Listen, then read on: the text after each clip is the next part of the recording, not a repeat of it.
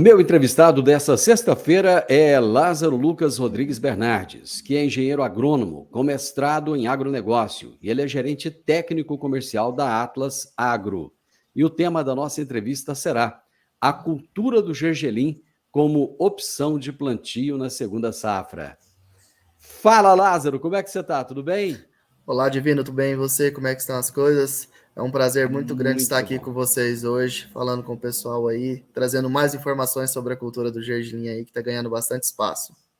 E agora, cara, quando as chuvas começaram, todo mundo mais tranquilo, mais sorridente, mais feliz da vida, né?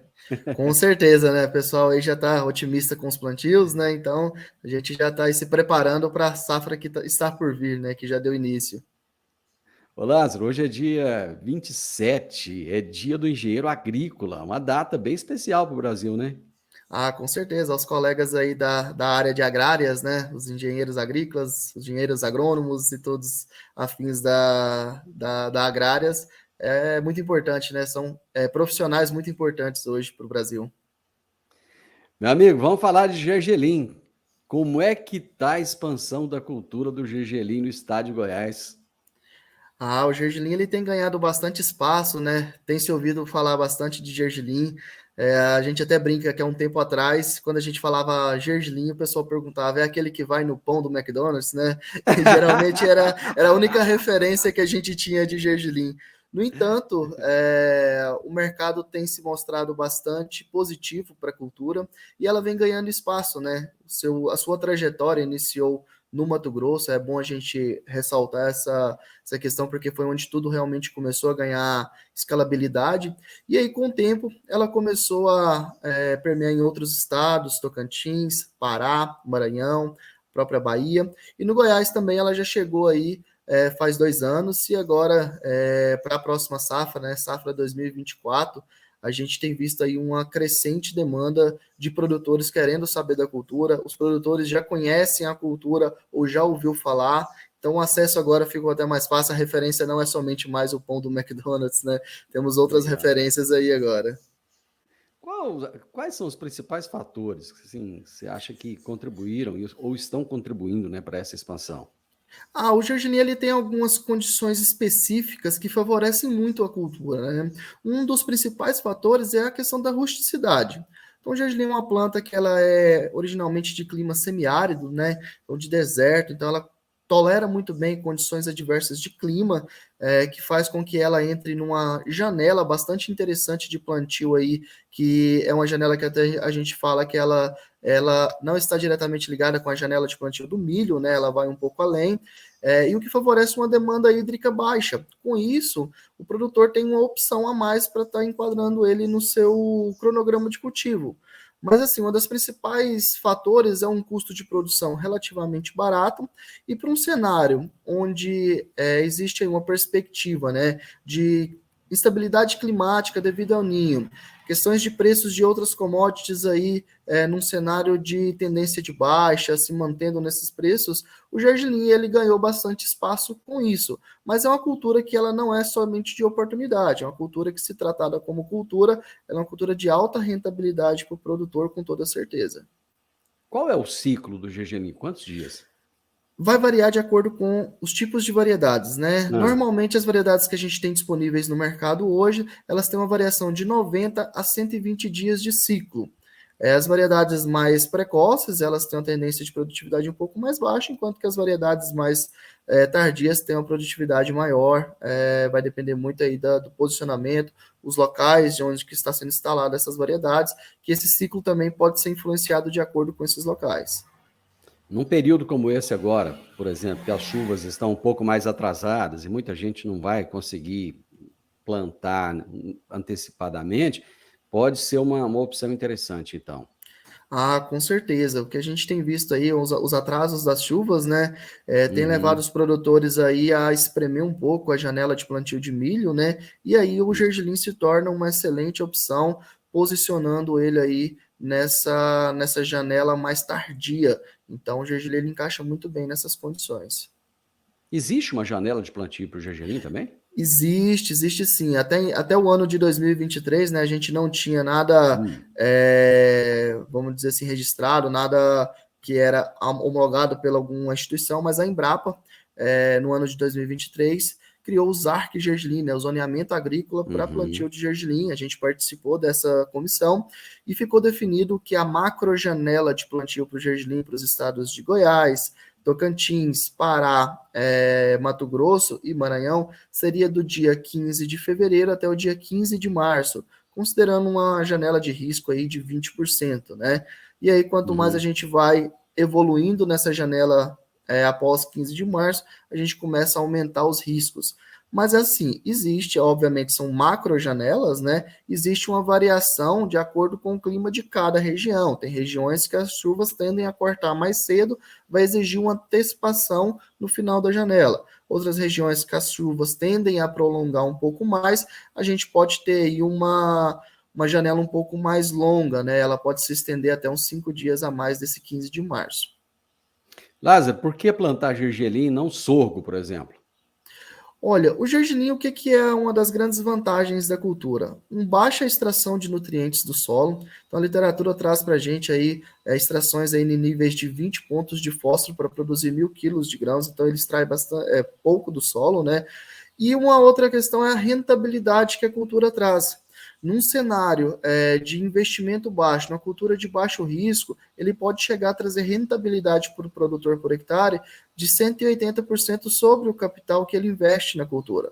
Então, é um baixo custo com uma rentabilidade muito interessante para o produtor, que traz com que ele tenha uma competição muito boa com o sorgo, níveis de ganhos econômicos. O sorgo ele vai depender muito do termômetro do milho, né, do preço do milho, então tem toda uma questão aí de relação, enquanto que o gergelim ele é uma cultura mais independente. O preço dele não vai estar atrelado a milho, a outra commodity.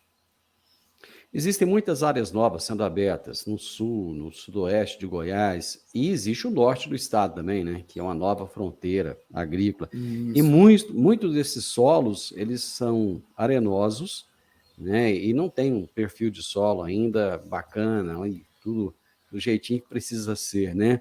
Como é que o gergelim se adapta a essas regiões, né, a esses solos?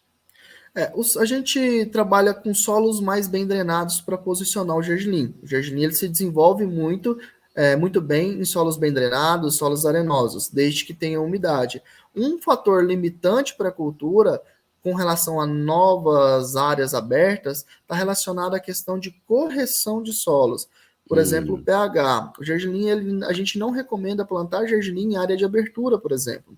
Por quê? Não é nenhuma questão nutricional, é uma questão de limitação da cultura não se desenvolver muito bem em solos com pHs ácidos. É um limitador para o gergelim. Então, a área ser nova é um limitante. Agora, a partir do momento que o produtor corrigiu essa área, ele tem 2, 3 anos de cultivos ali de soja nessa área, ele já conseguiu estabilizar o pH dela, aí já não é mais um limitante para a cultura do gergelim, ele já vai muito bem se posicionado nessas áreas. Qual que é o pH ideal para o gergelim? Acima de 5,5%. 5,5. Você falou da necessidade, da necessidade hídrica. Qual é a necessidade hídrica da cultura? A necessidade hídrica, a precipitação que a literatura traz para a gente, até os nossos vivências, né, de campo traz, é que ele já apresenta uma excelente produtividade com uma precipitação de 200 a 400 milímetros. Porém, essa precipitação ela tem que ser bem distribuída nos primeiros 50 a 60 dias. É onde ele vai ter uma melhor resposta em termos de ganho de produtividade. Existem muitas variedades no mercado e essas variedades que são utilizadas aqui no Brasil, elas são adaptadas aos trópicos? Olha, a gente tem hoje no mercado brasileiro basicamente 3 variedades principais. Uma delas é a variedade K3, que representa hoje cerca de 90% da área plantada. É uma variedade que ela é do Paraguai, ela foi introduzida no Brasil há algum tempo, e é uma das variedades mais plantadas porque é uma variedade que facilita muito a mecanização, que é um dos gargalos do gergelim ter tomado essas proporções, né? Poder mecanizar o gergelim trouxe a ele essa possibilidade. Porém, a gente tem outras 2 variedades da Embrapa, que chama BRS e BRS Anahi. Foram variedades que foram desenvolvidas pela Embrapa já há algum tempo atrás, porém elas trazem algumas limitações devido à questão da mecanização. As perdas na colheita com essas variedades chegam a níveis de até 70%, se não bem condicionadas. Então, ela já são variedades que dificultam muito a introdução delas devido a essa perda que vai acontecendo na colheita. E aí a Atlas, há 2 anos atrás, buscou novas variedades nos países, né, que estão desenvolvendo genética e tecnologia para o gergelim, e a gente está introduzindo novas variedades no Brasil com exclusividade de uma empresa chamada Equinon, que é uma empresa de Israel, onde a gente está aí com área comercial para o próximo ano, com variedades mais produtivas, que tem características de semidescência que possibilitam a mecanização. Então, são novas variedades aí que veio para realmente revolucionar aí em termos de produtividade, né? Produzem até 3 vezes mais do que as variedades convencionais que a gente tinha no Brasil e se mostraram bem adaptadas às nossas condições climáticas do Brasil. Aqui no estado de Goiás nós temos várias diferenças de altitude, né? Tem de 250 a 1.200 metros. Tem de É tudo uma que você pode variação esperar. bastante grande, né? Tem alguma restrição à questão da altitude para o cultivo do gergelim? A altitude em si não é um problema para o gergelim. A altitude ela vai influenciar num outro fator que é a temperatura, que aí sim é um problema para a cultura. O gergelim ele não vai bem em clima onde a temperatura é abaixo de 12 graus Celsius. Então, se você tem uma área de altitude, geralmente, quando chega ali no mês de junho, maio, junho, até mesmo julho, as noites tendem a ficar bem frias. E essas noites frias prolongadas, né, mais de uma semana, essas noites frias, é um limitador para a cultura, porque ele vai estender muito o ciclo e ele vai reduzir produtividade. Então, a altitude não é o problema. O fator que é o problema é a temperatura. Então, o jardineiro ele precisa de áreas quentes, condições climáticas quentes para que ele se desenvolva bem, acima de 12 graus Celsius. Quem é o maior produtor de gergelim do mundo? Hoje que figura como o maior produtor de gergelim do mundo é o Sudão. O Sudão, ele tem uma área plantada a cerca aí de 2 milhões de hectares, né? É uma área bem expressiva.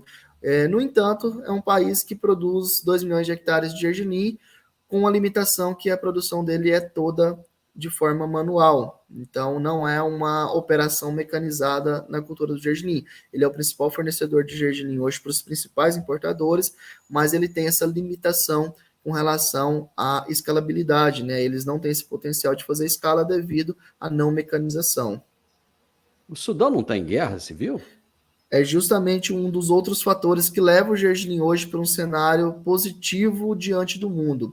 O cenário está numa guerra civil, as exportações de gergelim do Sudão estão limitadas, tivemos informações aí que vai sair cerca de 1/3 somente do gergelim produzido, então vai existir aí uma fatia de mercado de gergelim que não vai ser preenchida pelo principal produtor de gergelim do mundo, e essa fatia aí está influenciando a demanda de gergelim para outros países produtores, onde emerge o Brasil aí como sendo um país confiável para esse fornecimento de gergelim para o mundo no período de curto e longo prazo.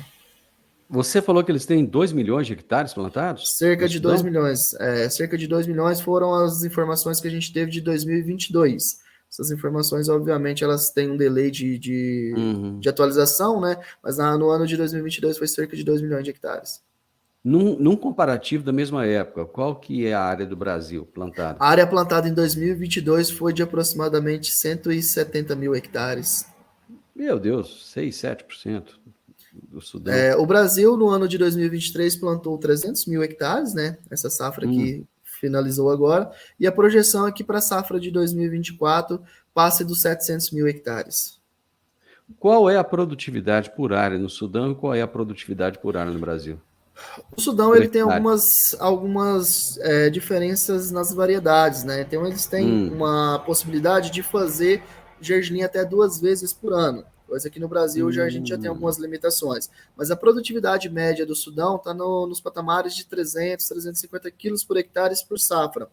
Enquanto que no Brasil, a nossa produtividade ela saiu de 700, 780 quilos por hectare.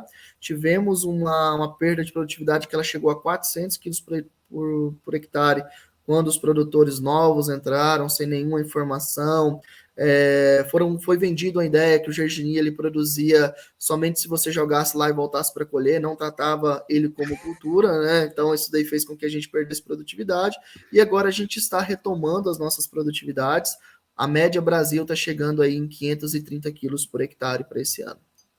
Então, nós temos uma safra e nós produzimos 530 quilos 530 por quilos por hectare. O hectare, Sudão isso. tem duas e em cada uma delas ele produz, Cerca de 300 quilos por hectare, ou cada seja, nós uma. estamos nós estamos quase empatando, então. Justamente, apenas com a safra e com variedades que ainda não são adaptadas ainda para essa mecanização que a gente está. Essas variedades novas que eu citei, elas têm o potencial de produzir 1.500 quilos por hectare. A gente conseguiu produtividades acima de 1.000.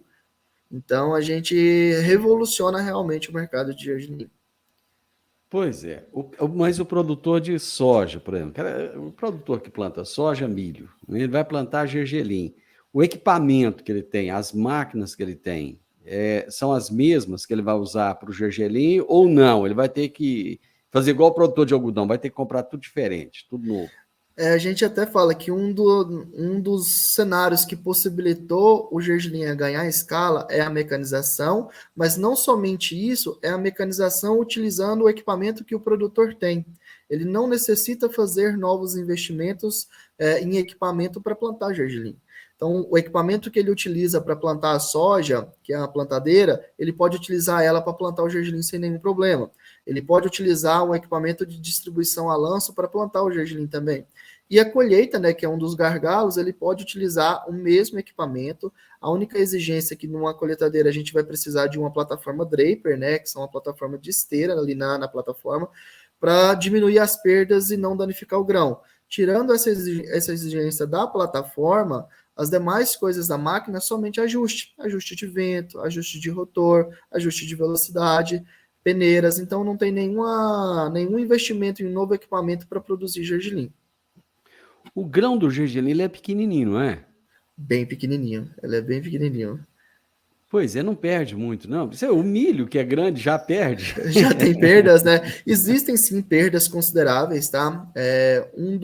Das questões que a gente considera, por exemplo, é que o gergelim, quando ele está pronto para colher, ele é uma planta que ela é semideiscente ou deiscente. O que que é isso? Ela vai abrir a cápsula. A gente não trata como vargem, a gente trata como cápsula, né? Onde fica os Ah. grãos. Ela vai abrir. E ali, quando essa cápsula abre, tem algumas formas diferentes dessa abertura. Algumas abrem por completo e perde naturalmente no campo. São as variedades que têm uma tendência de perda de até 70%, né? E tem algumas variedades que a gente fala que é semideiscentes, né? Que elas abrem, porém elas não soltam o grão. Então vai necessitar ali de um atrito mecânico para esses grãos se soltarem.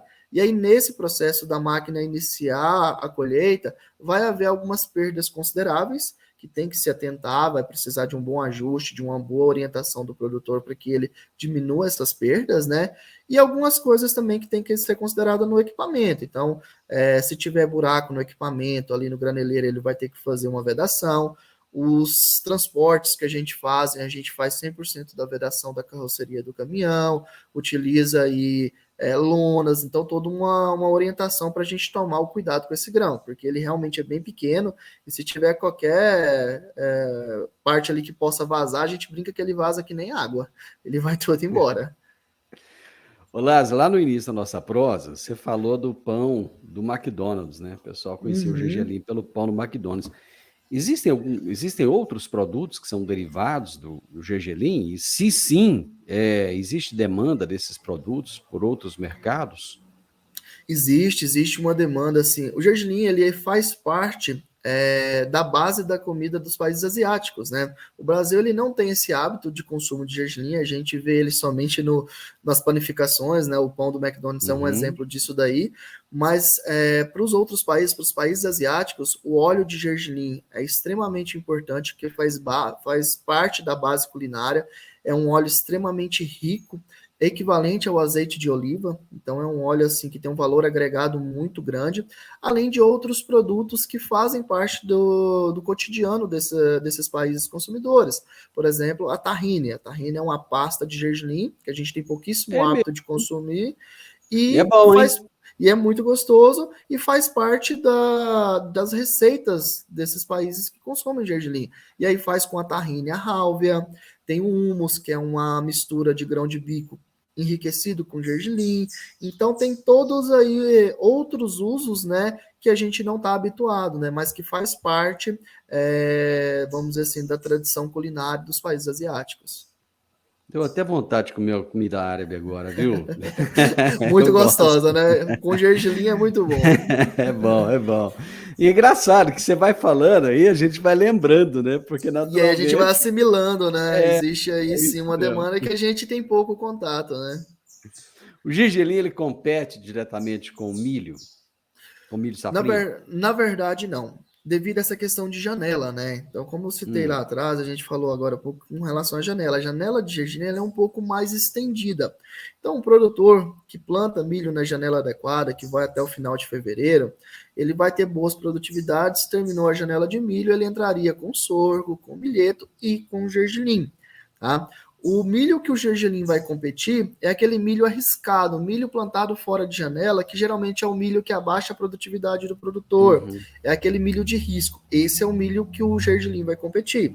Agora, esse milho realmente, se ele tem janela, se a região dele tem uma definição muito clara sobre o clima, a gente não recomenda trocar gergelim por milho por gergelim, mas posicionar o gergelim a hora que ele encerrar a janela de plantio ideal do milho dele. Então a gente utiliza muito o gergelim, o argumento dele entrar no planejamento do produtor. Ele não optar por milho ou gergelim, mas sim colocar ele no seu planejamento de cultivo. Quanto por cento que você acha que o gergelim deve crescer na próxima safra? Ele vai ter um aumento aí significativo de mais de 100% de área. Pois é, mas o mercado está pronto para assimilar isso? Você falou do Sudão lá, que está com problemas, restrições e O tal. Mas mercado está pronto. deve ter outros países É, produzindo também, né? e tem outros países, temos o Mianmar, a Índia, Nigéria, são países que produzem de forma manual. Então a possibilidade de escala é bem pequena. E o mercado de gergelim mundial cresce cerca de 4, 5% ao ano. Então é um mercado crescente. Existe sempre uma demanda crescente de gergelim. E o Brasil, dentro desse cenário, hoje o Brasil não pode exportar gergelim para a China, por exemplo, que é o maior mercado consumidor que consome mais de 1 milhão de toneladas de gergelim. E o Brasil não pode vender. E aí a gente acredita que agora deve sair ainda esse ano, ou no mais tardar no início do ano de 2024, o acordo comercial que vai possibilitar a venda de gergelim para o mercado chinês. Abrindo esse mercado, a gente abre aí quase 50% do mercado que a gente ainda até então não tinha acesso. Então, os outros países que tinham o Sudão como fornecedor de gergelim está voltando os olhos para o Brasil devido à confiabilidade, o nosso preço ser muito mais competitivo do que o preço de um gergelim produzido de forma manual e a segurança de que vai receber o gergelim. Então, esse aumento de área, ele é expressivo, porém, para o mercado mundial, ele ainda representa um fator pequeno, ele não vai inundar o mercado de gergelim. O produtor que decidir que vai plantar gergelim, ele vai vender para quem? Uma das atuações principais da Atlas é comprar e vender gergelim. A Atlas é uma trade de exportação, né? Então a gente atua no mercado de exportação de grãos. Gergelim é hoje é o nosso único grão, já fizemos outros grãos especiais, mas o nosso foco hoje está no gergelim. E como que é a atuação da empresa? A empresa trabalha dando segurança ao produtor. Então a gente fornece a semente para o produtor, dá uma garantia de assistência técnica e a gente faz um contrato futuro com esse produtor. Então ele já vai plantar sabendo um potencial produtivo, né, que é devido à tecnologia que ele vai escolher e orientação do nosso time. E também já vai travar preço, já vai travar volume, a gente dá garantias de compra de toda a sua produção. Então, existe ali todo um acordo, né, em contrato que dá para o produtor essa segurança. Então, ele já vai plantar com todos os custos travados, com toda essa garantia de compra do seu produto. Você está numa parceria com a Comigo. Gostaria que você falasse rapidamente como que é essa parceria, como é que ela funciona. Sim. Neste ano de 2023, iniciamos aí uma conversa com a Comigo, né? E a Comigo entendeu que o gergelim é uma opção para os cooperados, né? E aí nos procuraram, e a gente fez uma parceria com eles, onde a Comigo está levando a opção para o produtor, para o cooperado, né? Apresentando a Atlas como uma empresa para que vai garantir essa assistência técnica, garantir a informação. E aí a ideia é fomentar no ano de 2024 o gergelim para os cooperados conhecerem a cultura. Então a gente não pretende fazer grandes áreas, a Comigo não vai comprar gergelim, é a Atlas que vai estar adquirindo esse gergelim, para daí, a hora que a cultura estiver consolidada, os produtores aprenderem a manejar, a gente ter uma parceria mais estruturada e realmente a gente ir para o mercado aí fazendo áreas mais expressivas. Mas a nossa parceria, ela está nessa linha, onde a gente vai fomentar o produtor para ele conhecer a cultura e fazer alguns testes para que ele possa se familiarizando com o manejo do gergelim. Meu amigo, parabéns, muito sucesso e vamos torcer para que o gergelim possa ser mais essa opção que o produtor tanto precisa, né? Muito obrigado. Eu que agradeço a oportunidade. Muito obrigado aí pela possibilidade de estar levando a opção do gergelim aí para mais produtores, mais pessoas conhecerem. Hoje a minha prosa foi com Lázaro Lucas Rodrigues Bernardes, engenheiro agrônomo com mestrado em agronegócio, gerente técnico comercial, hein? Técnico comercial, da Atlas Agro. E o tema da nossa prosa foi a cultura do gergelim como opção de plantio na segunda safra. E se você gostou dessa nossa prosa, deixe um like para nós, deixe um comentário, compartilhe com outras pessoas e se inscreva nesse canal. Grande abraço para você e até a nossa próxima prosa. Tchau, tchau.